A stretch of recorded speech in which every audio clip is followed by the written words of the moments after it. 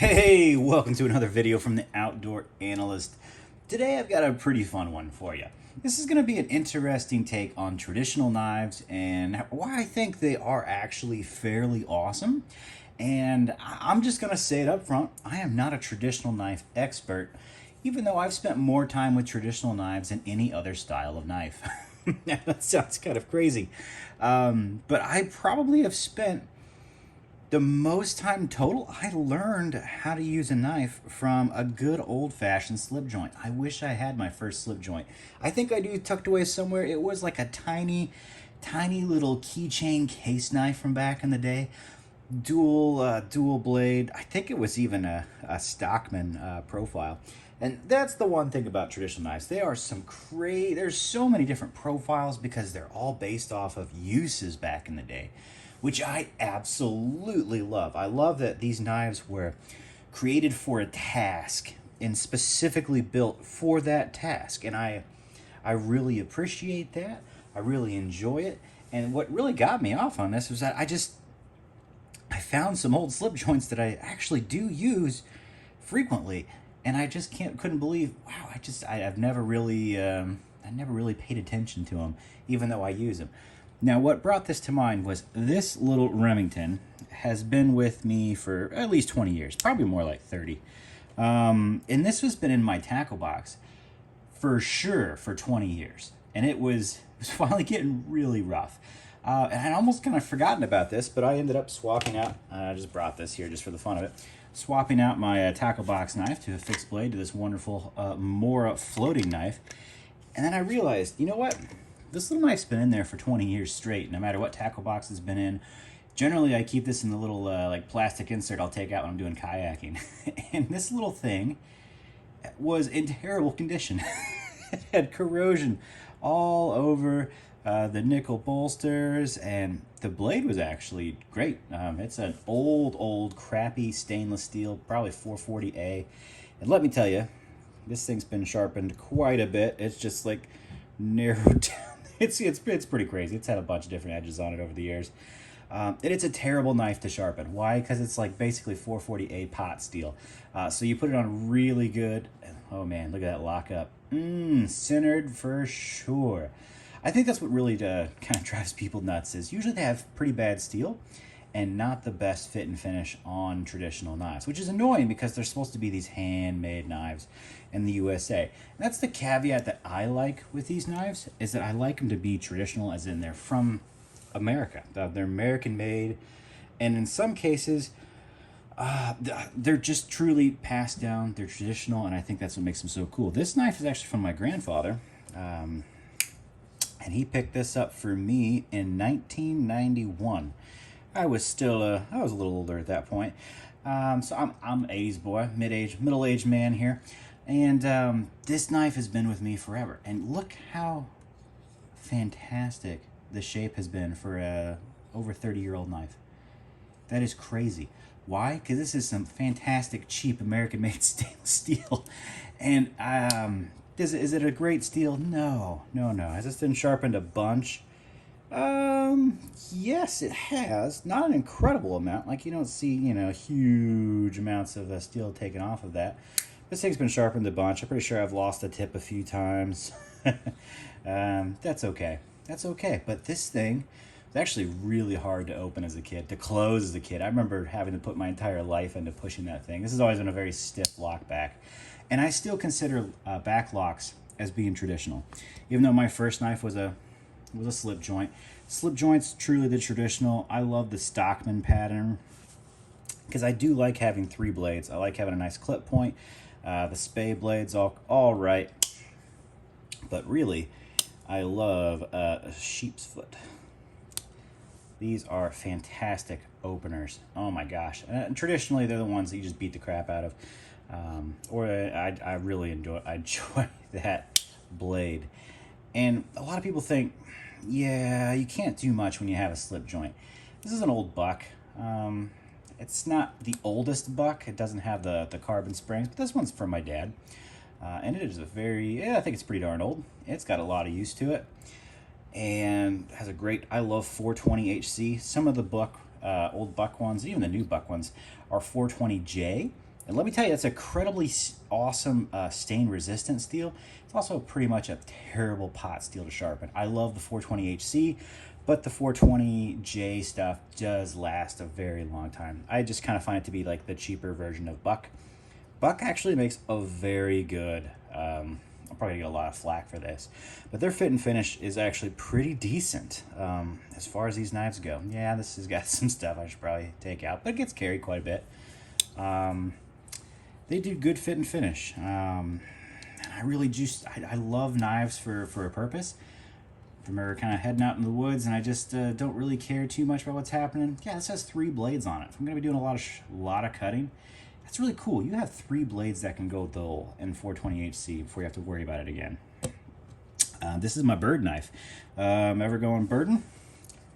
This is a specific knife from Remington. I think they discontinued it for a while and they brought it back.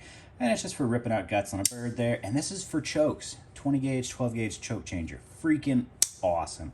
This knife doesn't get a ton of use because it just goes out with me hunting.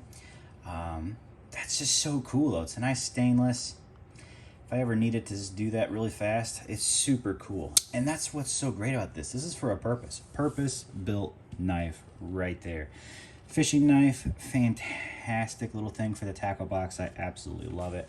I think everybody should have one of these, and I think the tradition of them is what makes it so cool. It's passing it down. You know, this knife came from my grandfather. You know, it's gonna go to my kids.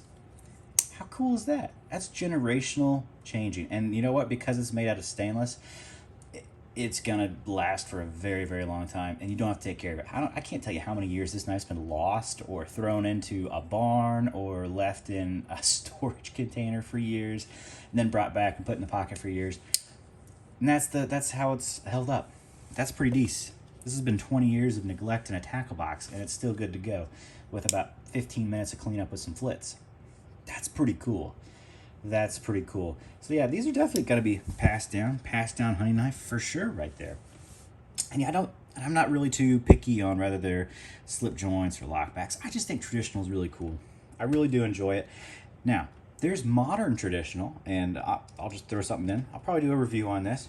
This is a souped up version of a case. Not saying I love case, but this is a case in a S35VN. How cool is that? The next version of stainless in a CPM powdered steel. This is going to last probably forever. I can't wait to see how this changes over the years. This is the newest, I think probably the newest knife to me.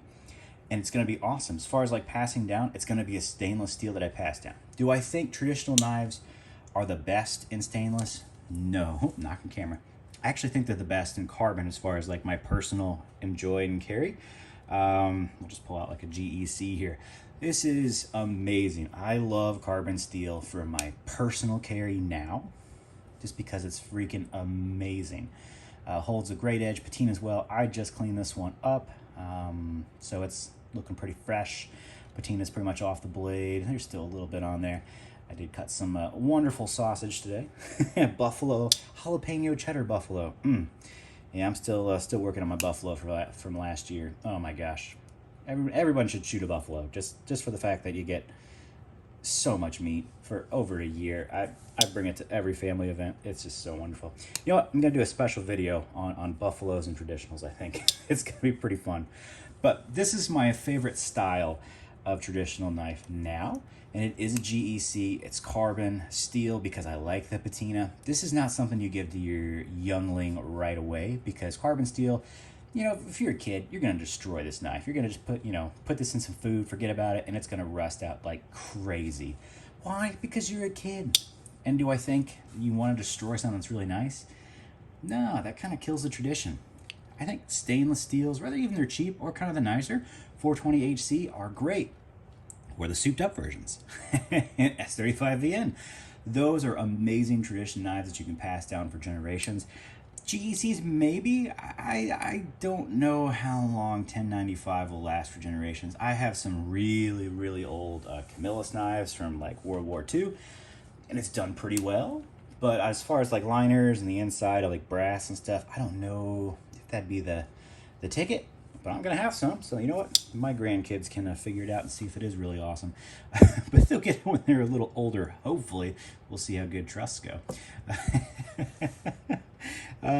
But yeah, I think traditional knives are amazing. Do I think they actually should take over your everyday carry of a really nice liner lock or kind of a souped up lock back? Yeah, this is Magna Cut in titanium. Oh, Les George makes some amazing knives. Definitely got to do a review on this one. No, I don't. But I think they really have their place, especially in dressy times. I think traditional knives rock. Why? Because you're not using a pocket clip. And it doesn't matter how nice your knife is. If you're rolling around with a pocket clip in a suit, you know, everybody knows what you've got on you. And it kind of kills a little bit of the classy vibe. Whereas if you take something like this, throw it in your pocket, no one's going to know. No one's going to be looking at your bulge, most likely. Take that how you will. And then if you ever need to open it in a nice classy situation, it is a two-handed open. It is a slow roll, and it's classy. You know, pick something cool like that. That is awesome. And that's why I really enjoy having something like this around. Does it need to be expensive? No, it doesn't need to be a GEC. Matter of fact, I think my favorites, as far as price-wise, are Buck.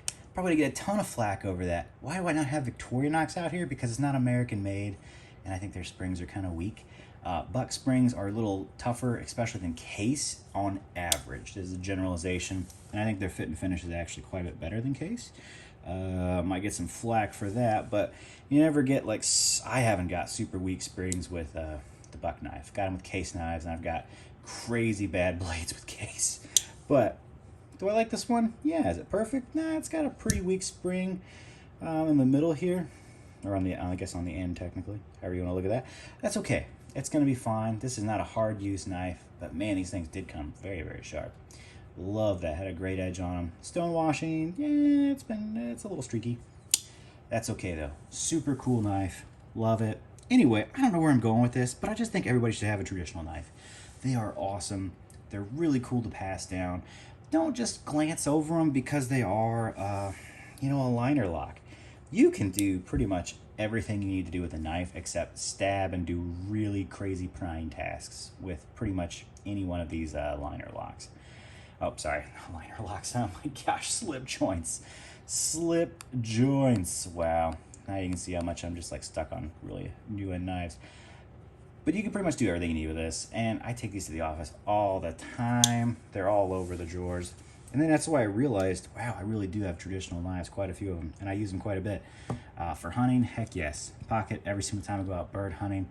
Just randomly, yeah, having 3 blades is actually kind of cool. It seems ridiculous. And this is probably, I like Stockman's a lot. There's a bunch of different patterns in these slip joints. I think probably my Barlow may be my favorite, but I'm not bringing out the super nice stuff just yet.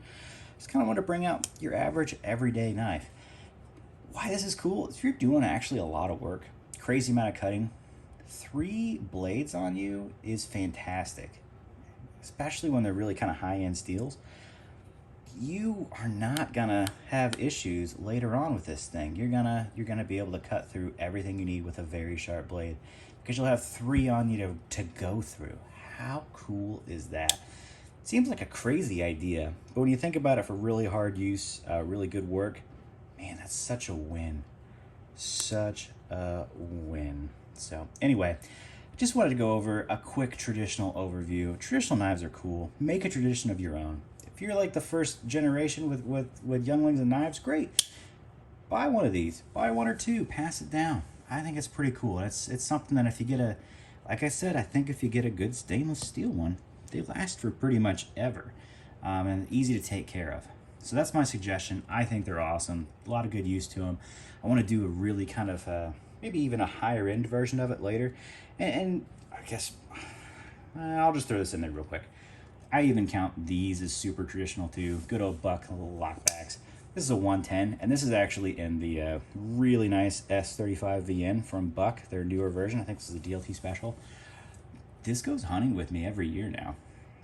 Ever since I've had this, has been on my hip for every single deer hunt I've been on. Why? Do I even think about it? No, it just goes there. Why? Because just like in 1967 when they made, or 67, instead of the 60s, when these came out, They touted them as being as tough as fixed blades in a folding knife. And you know what? You get that feeling with this old school looking, just freaking monstrosity of a folder that I would absolutely trust to field dress anything I was out there with. No questions, hands down, will absolutely crush it.